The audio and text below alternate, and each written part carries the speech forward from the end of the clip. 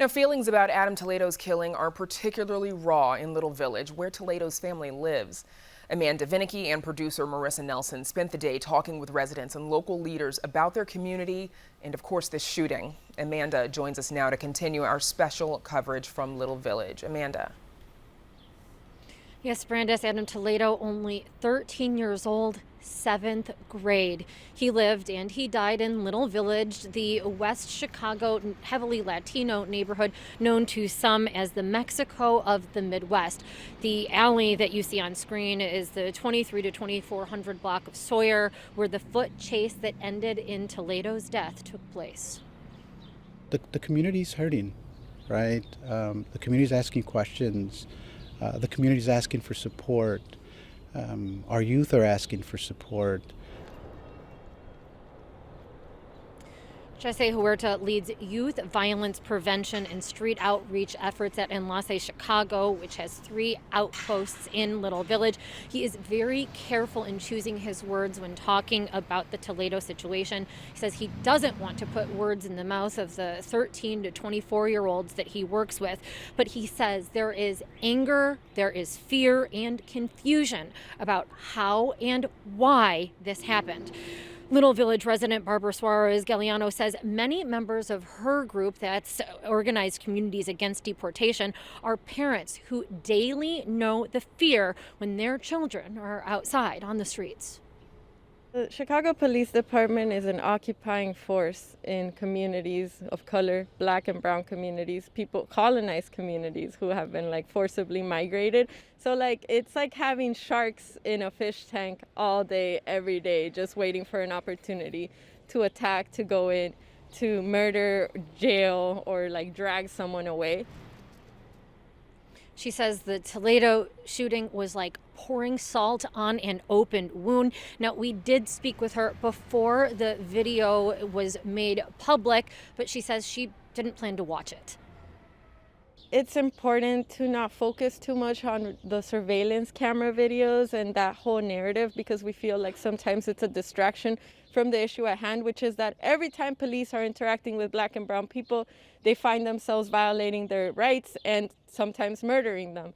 So instead of focusing so much on whatever it is that the video shows, what we want to focus on is the broader narrative of calling for defunding the police, calling to fight against the narrative that the police presents, which is that there is some sort of evidence that justifies the murder of a 13-year-old by an adult uniformed man with a gun.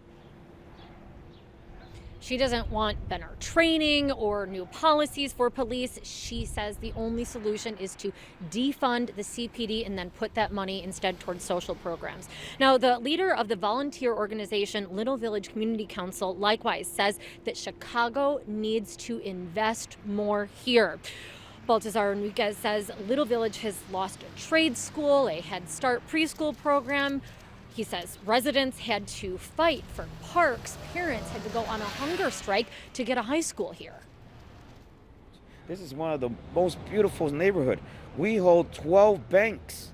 There's 12 financial institutions in this community.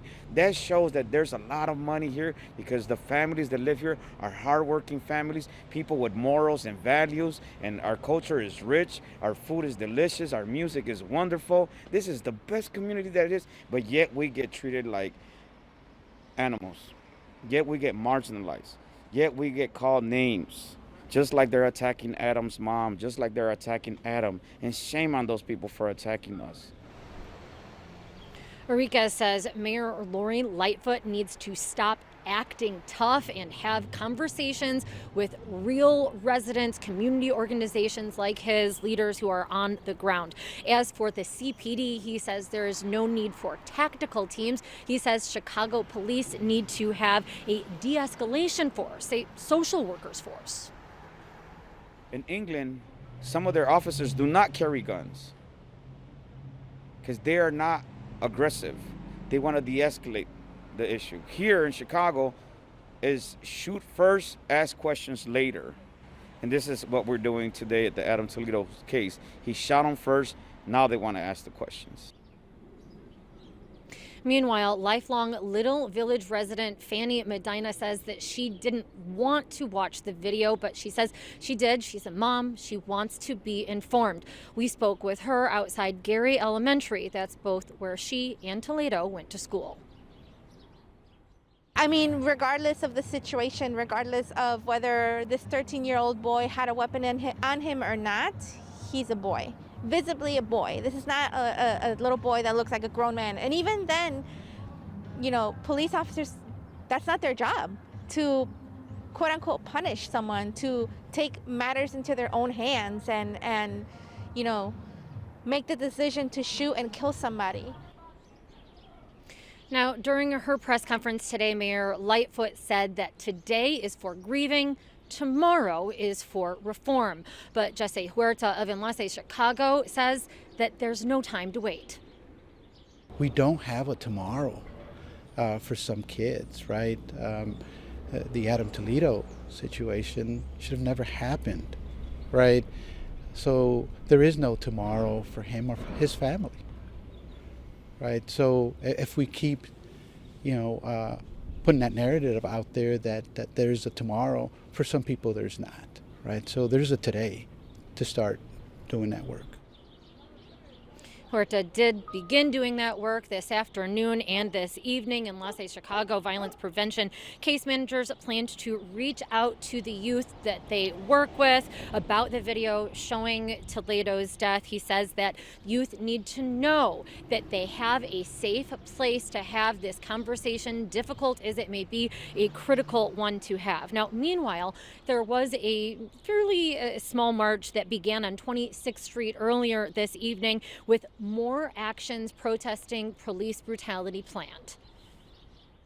We're asking them to peacefully, we could get this done and show them that we're not the savages. The savages are them. Everyone that we spoke with stressed that actions, protest, but they want anything to be peaceful when there are any uprisings. And with that, Brandis, up to you. Amanda, thank you. And of course, we'll see you in a little bit for a little bit more from Little Village.